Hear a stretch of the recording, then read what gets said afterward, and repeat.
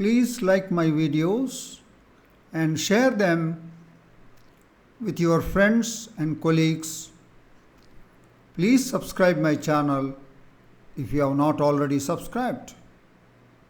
Thank you. We will now discuss the solution of a problem from the question paper CSIR National Eligibility Test held in the month of July 2024. This question is from the section Complex Analysis, and the problem is related to the applications of Liouville's theorem. This question is from the part B, which is a multiple choice question. It carries 3 marks.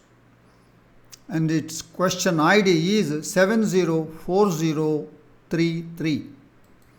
This question is suitable for the aspirants of JL, DL, TS set, AP set, IIT JAM and GATE.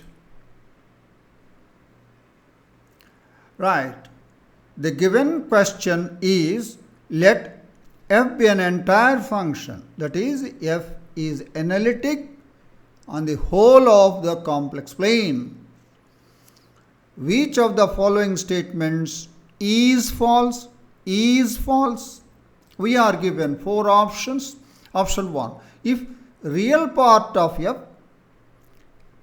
imaginary part of f are bounded, then f is constant.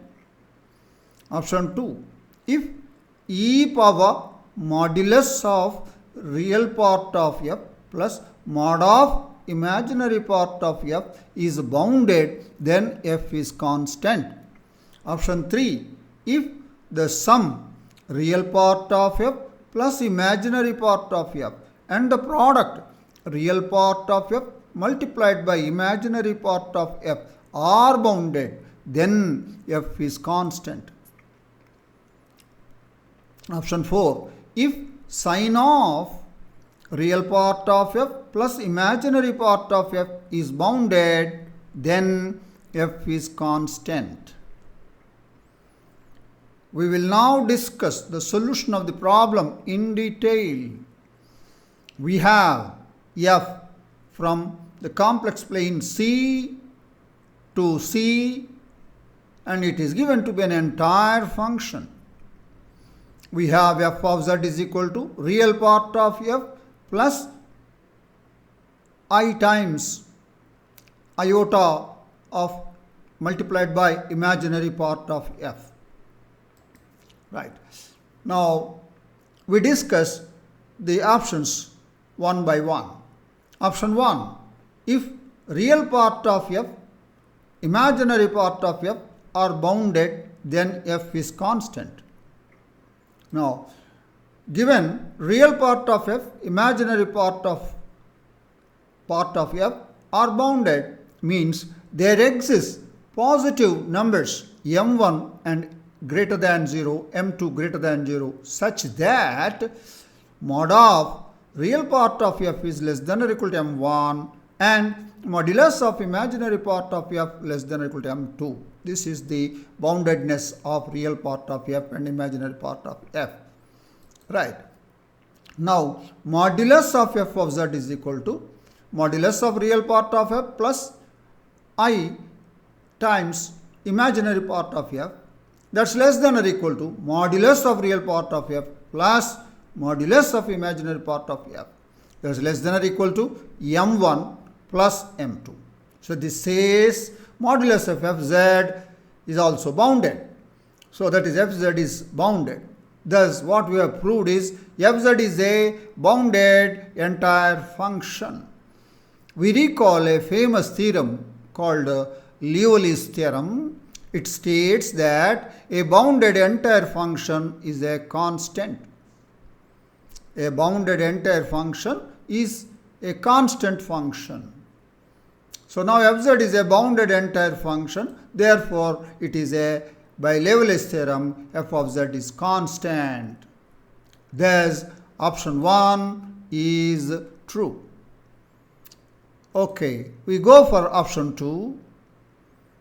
If e power modulus of real part of f plus modulus of imaginary part of f is bounded, then f is constant. Now, e power mod of real part of f plus mod of imaginary part of f is bounded implies mod of real part of f plus mod of imaginary part of f is bounded. Yes, yes. This means real mod of real part of f and mod of imaginary part of f are bounded. From this, it follows real part of f and imaginary part of f are bounded. Now, real part of f, imaginary part of f are bounded, then f of z is constant, what we have seen in option 1.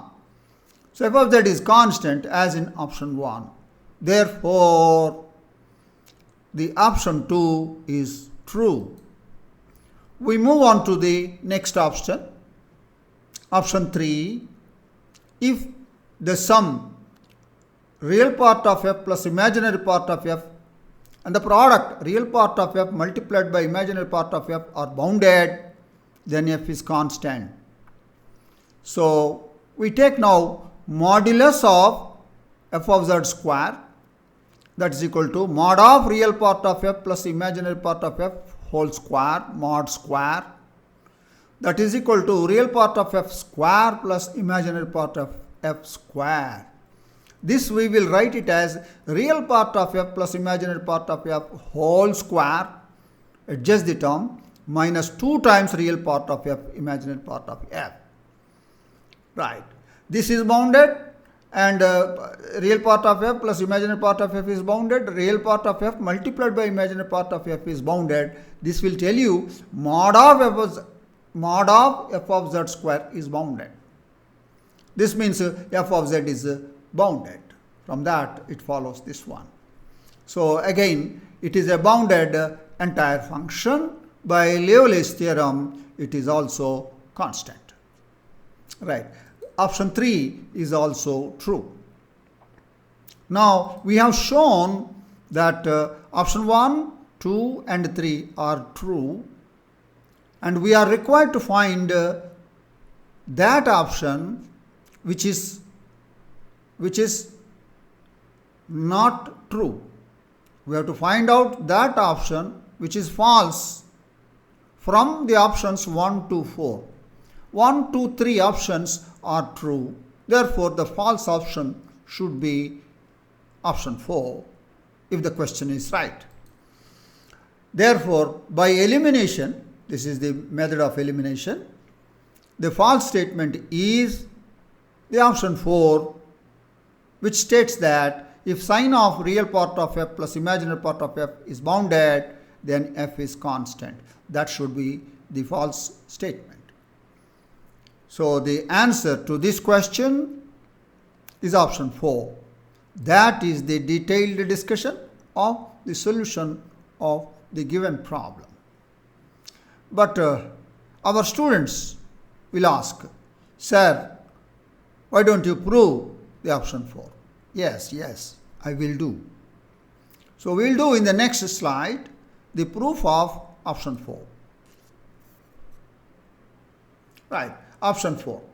If sine of real part of f plus imaginary part of f is bounded, then f is constant. So, this is false statement. Therefore, we will do it by a counter example. Let f of z is equal to z, that is equal to x plus iy, f of z is equal to z, and the real part of f is x, imaginary part of f is y, where x, y are real numbers. It is well known that f of z is equal to z is an entire function, is analytic everywhere. Why? It is a polynomial of degree 1. All polynomials are entire functions. Therefore, f of z is equal to z is also an entire function. Now, mod of sine of real part of f plus imaginary part of f is equal to mod of sine of x plus y, and sine of x plus y, x, y are real variables, is mod of that is less than or equal to 1. for all xy belongs to R. It is a bounded function. That means sine of real part of f plus imaginary part of f is a bounded function, but it is not constant.